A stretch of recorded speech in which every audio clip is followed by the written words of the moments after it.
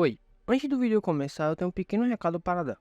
Abordar esse tema é um pouco delicado, já que recentemente aconteceu comigo. No ano passado eu perdi duas pessoas, e esse foi um dos motivos por eu ter ficado off naquele final do ano, e eu precisava colocar minha cabeça em algum lugar. Mas enfim, eu só tô tentando dizer que às vezes a saudade aperta, e eu peço desculpas se esse vídeo em algumas ocasiões parecer um certo desabafo. Falar sobre isso na internet é algo bastante complicado, porque talvez vocês pensem que eu estou me vitimizando e tal, e se eu só guardar pra mim também, provavelmente eu me autodestruiria sozinho. A morte. O ser feito responsável pelo fim de todos os seres vivos.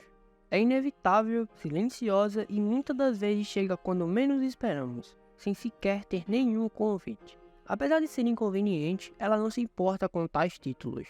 Temida por muitos, amada por poucos, a morte é um grande mistério que ninguém conseguiu resolver. Ela pode enlouquecer ou entristecer, tanto que o sentido da vida pode se perder para sempre. Desde sempre, tentamos combatê-la, mas, mesmo prolongando a nossa humilde existência, nunca conseguimos vencê-la, nem sequer uma vez. Dizem por aí que ela é muito astuta e jamais foi enganada por meros humanos, ou qualquer outro tipo de ser vivo.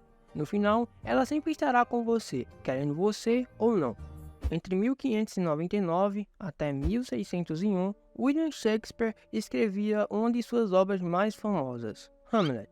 A obra que retratava a vida do príncipe Hamlet após a morte do seu pai, o rei da Dinamarca. O falecido rei aparecia para o filho em forma de um fantasma, revelando que havia sido envenenado pelo seu próprio irmão e esposa. Com o passar dos meses, a dor da perda e a revolta pela traição da sua mãe e tio desencadearam em Hamlet um processo de loucura e obsessão pela vingança em nome do pai. A obra nos mostra até onde a dor da perda pode levar alguém.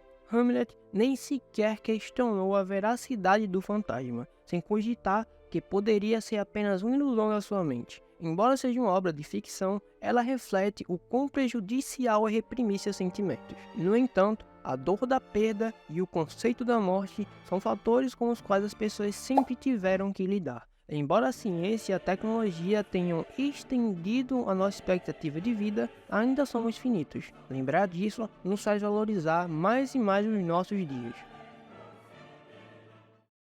A reflexão de que somos finitos está ligada ao memento mori, uma expressão latina que significa lembre-se que você vai morrer. O memento mori é basicamente um lembrete de que tudo na vida vai acabar, e que nunca devemos esquecer que não somos eternos.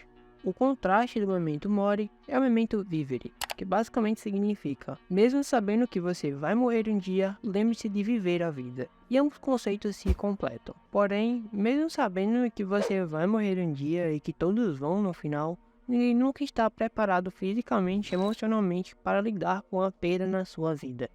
Toda a ideia de que o velório e a morte são definitivamente algo tristes e melancólicos é apenas uma cultura passada de geração em geração pelos nossos antepassados. Se olharmos para o exterior, vemos diversos povos que lidam com a morte de uma forma diferente da nossa. No dia 2 de novembro se celebra o Dia dos Mortos lá no México. E sim, é o mesmo feriado que temos lá no filme famoso da Disney Viva a Vida é uma Festa. E diferente do feriado de finados que temos aqui no Brasil, lá eles não choram, apenas festejam e relembram os momentos bons que viveram com aquelas pessoas. Já na cultura oriental, eles lidam com a morte como algo natural e inevitável, então eles não se importam muito com isso, já que ela vai chegar de todo jeito. Eles correm contra o tempo para se cercar ao máximo com pessoas de valor ao seu redor e serem bem-sucedidos na sociedade, para que seus dias aqui sejam bem mais aproveitados. Recentemente vimos que o autor do Dragon Ball infelizmente faleceu, e os fãs e as mídias souberam dias depois do ocorrido, quando já havia sido cremado e o velório já havia sido ocorrido. Lá, eles veem o velório como algo mais íntimo, apenas para a própria família, e isso é bem diferente de como realizamos essa cerimônia aqui no Brasil. É evidente que cada religião impacta na nossa visão sobre a morte. No entanto, é intrigante pensar que talvez as religiões tenham surgido justamente com esse objetivo, de dar sentido a tudo isso, para que não nos sentimos insignificantes em relação ao vasto cosmos que nos odeia. Talvez as religiões existam para sugerir que, mesmo após aqui, há algo além, para que o nosso vazio existencial não nos consuma aos poucos. Peço desculpa por eu ter deixado você um pouco pensativo sobre toda essa questão. Tentarei não me desviar muito do tema inicial do vídeo. Talvez no futuro eu faça um vídeo só sobre isso, sobre religiões no geral. Mas enfim, em diversas religiões existem vários deuses responsáveis pela morte. Na mitologia grega temos o Thanatos. O Thanatos seria um tipo de personificação da morte, um ceifador que levaria as almas para o reino dos mortos. No Egito Antigo temos o deus Anubis, que é representado por uma cabeça de chacal e que conduziria as almas para o mundo dos mortos. Em todas as religiões do mundo temos deuses como esses, portanto é correto afirmar que a morte e a religião estão sempre ligadas. Até mesmo na Bíblia tem capítulos que falam sobre a dor do luto e de como lidar com ele. Em Eclesiastes capítulo 7, versículo 2 ao 4, temos o seguinte texto: melhor ir na casa do luto do que ir ao banquete, porque esse é o fim de todos os homens e os vivos que aplicam ao seu coração. Melhor é a mágoa do que o riso, porque com a tristeza do rosto se faz o melhor coração. O coração dos sábios está na casa do luto, mas o coração dos tolos está na casa da alegria. Nesta passagem, a Bíblia nos diz algo que muitos de hoje em dia não gostariam de ouvir. Não dá para fugir da dança da morte, ela é inevitável. E através desta dor, alguém pode se tornar ainda mais forte. Tentar fugir da dor e da tristeza te torna ainda mais fraco e quebradiço. É provável que a nossa própria existência nem faria sentido sem ela. Nós só damos valor às coisas quando as perdemos, e só entendemos o seu valor quando não podemos tê-las o tempo todo. Se fôssemos imortais e eternos, muito provavelmente tudo isso perderia sua cor, pois com a imortalidade você poderia fazer tudo o que quisesse sem nenhuma pressa. O fato de termos que escolher entre uma coisa e outra e valorizar o nosso tempo porque não temos muito já torna as coisas ainda mais empolgantes. Assim, você tem que correr para viver uma vida sem arrependimentos. O luto é um processo natural que todos nós enfrentamos, composto por várias fases como negação, raiva, barganha, depressão e aceitação.